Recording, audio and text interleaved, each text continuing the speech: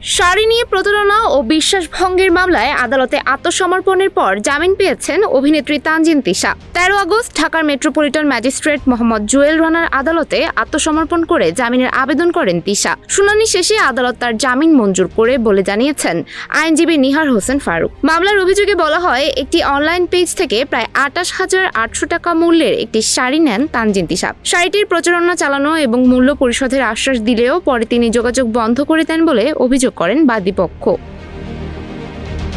এ ঘটনায় তানজিন তিশার বিরুদ্ধে প্রতারণা ও বিশ্বাসভঙ্গের অভিযোগে মামলা করা হয়। তবে অভিযোগ ওঠার পর সামাজিক যোগাযোগ মাধ্যমে দেওয়া বক্তব্যে তিশা দাবি করেন শাড়িটি তাকে উপহার হিসেবে দেওয়া হয়েছিল, তাই এর মূল্য পরিশোধের কোনো প্রশ্নও ছিল না বলে জানান তিনি। সুমাইয়া হক তন্নি, নিউজ ফ্ল্যাশ 71।